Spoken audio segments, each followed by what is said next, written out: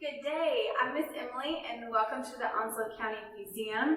Thank you so much for joining me as we continue our exploration into the colonial period. As you can see, I am standing in the colonial home that we have here in the museum, and today we're going to be talking all about the fireplace. The importance of the fireplace in the colonial home and the necessity of having a fireplace for the colonists to have in their home. And what was so important about it? Well, the heat. So think about wintertime. Think about not having heat in your home or only having one source of heat in your home. And for the colonial people, that was their fireplace. So typically, most colonial homes had a fireplace, and the structure or the style of the fireplace would have been very tall. As you can see, this one's pretty tall.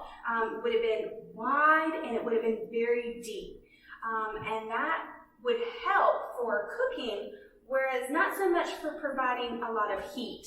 So as the years progress, fireplace construction will change so that fireplaces will not be as deep. They get a little bit narrower, and the reason why that is because it will then give out more heat into the room and into their home. But for colonists, they need that fireplace to be a little bit deep, or deeper, because that way they can help to cook their food. Now you can see that our fireplace has a mantle. So some colonial families, their fireplaces, they did have a mantle. Sometimes they didn't. So it just depends on the family and what their preferences were. But as you can see, the mantle is narrow, so it's not very big or wide.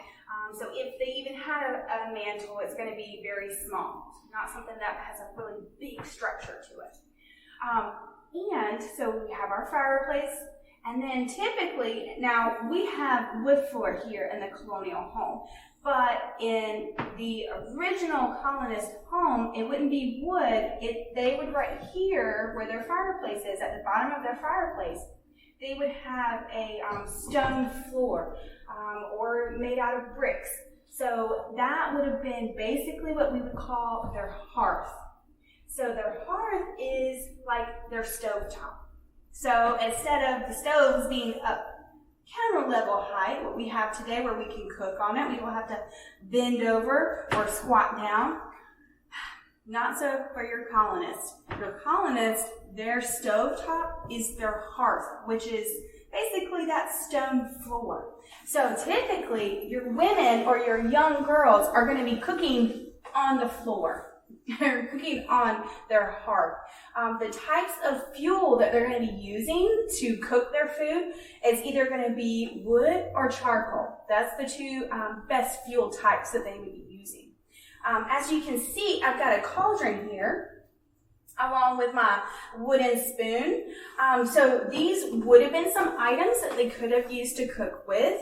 Although for your colonists, their preferred pot of choice is going to be a Dutch oven. So a Dutch oven is a pot, but it has a top to it. And what they would typically cook, or how they would cook with that Dutch oven, is they would rake out the coals, or charcoal, or that wood, that ashes, and they would rake it out from the interior of the fireplace out onto their stone hearth, and they would push it up underneath their pot, and then on top of that Dutch oven lid, they would then put some more charcoal or coals on top of that lid. So we're actually cooking from the top and the bottom of the pot. So your food's inside, we're getting two levels of heat from the bottom and the top that's helping to cook your food that's inside your pot. Cooking was your lady's job. It was a lot of work. You were having to constantly tend that fire, to tend that heat, because if, let's say, your coals or your fire went out, you're not cooking your food. And if you're not cooking your food, then you're not going to have a done meal. So cooking itself was a job. It was a chore. Typically, the type of food that your colonists would be cooking are going to be stews. So if you had a good crop yield of potatoes, guess what you'd be having? Potato stew. Here in Onslow, the colonists' favorite dish was squirrel stew. They just love squirrel stew. They write about it whenever we have diary entries or places if people are visiting other people, they're writing about squirrel stew and how much they enjoyed it. So if you were living during the colonial period here, you probably would be having some squirrel stew. So you have your stew, and then you would also have some bread. And that was typically the usual dinner fare that you would have. So you travel over here to the table. I've set it for dinner time or meal time. And these were some of the items that the colonists would eat with. So they could eat off of a pottery plate. So this would have been made out of clay. So that's something that they could have used to eat their stew with. Or they could have also eaten off of a metal plate. This type of metal is called pewter. So pewter is a softer metal. It's not as hard or as tough as steel. And it was also less expensive. So pewter was the go-to type of metal for dinnerware. You can also see I've got a knife and a fork. So this is the style that our colonists would have been using for utensils.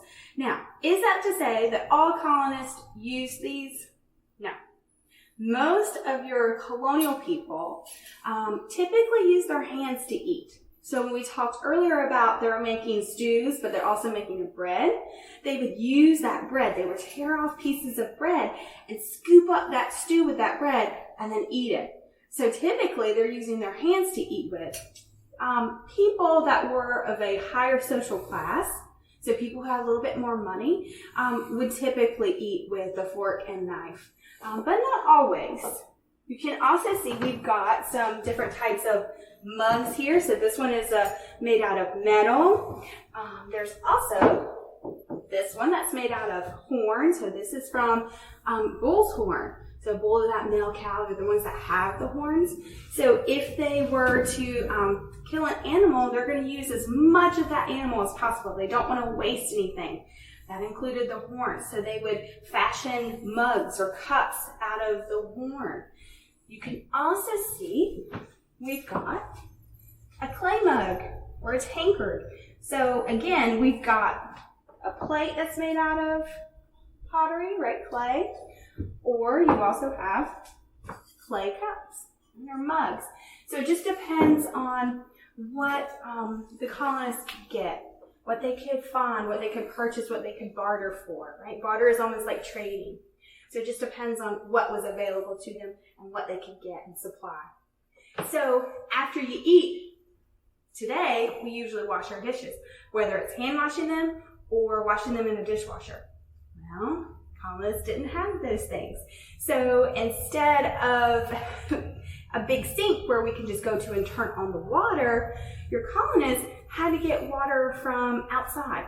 So whether that was them putting a bucket outside that they had collected rainwater in, or if they lived near one of the rivers that we talked earlier about, either the New River or the White Oak River, they could go down and scoop up a bucket full of water, or if they had a well on their property. So a well is a hole that they've dug down deep into the ground, and the water has been able to come up in there so they could scoop out water from the well. So whichever locations they were able to get water from, when they bring that bucket full of water in, they've got to put it over the fire.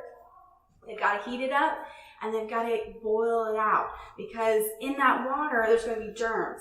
So after they've gotten their water heated up, then they can start to wash their dishes. They're going to be using basically like just a scrubber.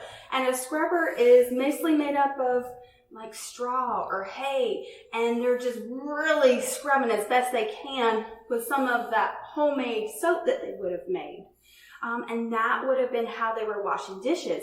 And if we think about it, today we just wash dishes like in a sink. We're just washing a dish in a sink. Well, when we get done with the water, and that dirty water goes down the drain. But for your colonists, all that dirty water is in that bucket. They've got to dump it. So washing dishes, while it's something that's very simple for us today, it would have been, again, another job, another chore that they would have had to do. So colonial living, while it is very simple, it's not always easy.